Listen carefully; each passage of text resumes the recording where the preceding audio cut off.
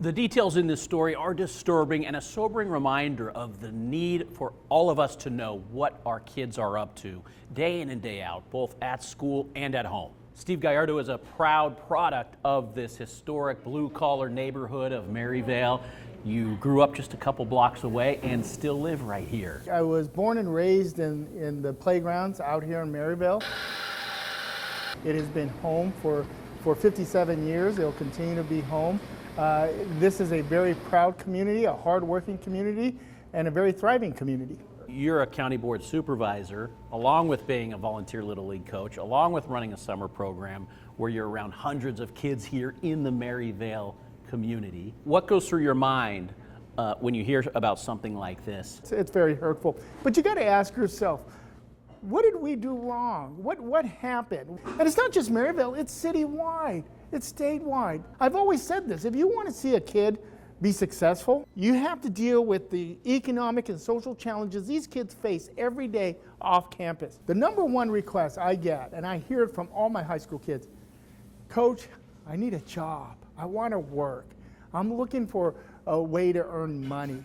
And we should do everything we can to provide those opportunities, to give them those avenues. You have two 16-year-olds. One attacks the other in class, stabs him to death with a pocket knife.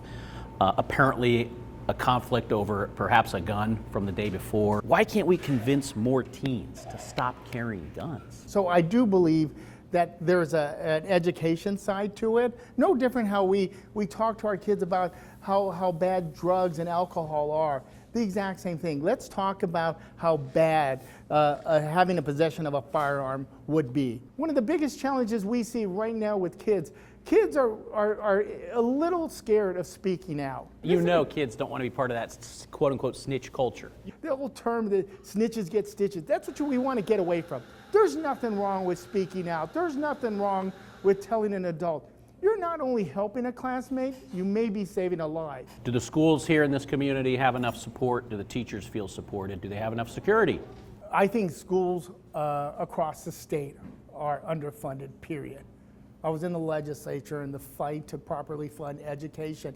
The legislature needs to make education a priority, to be able to give the teachers the tools, the resources. They should not have to determine or make the decision, do I hire a counselor or social worker, or do I hire additional security? They should be able to do both.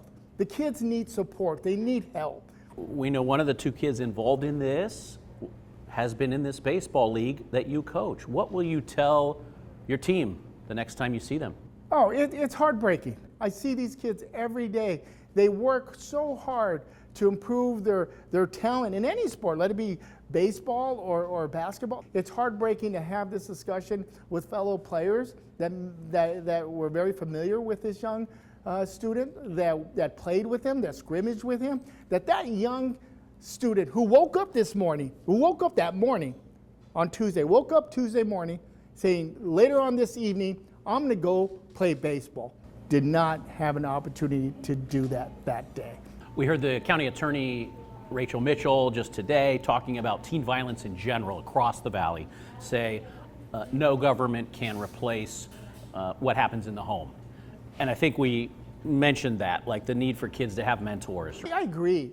Government can't solve all the issues, but we can be part of some of the solutions.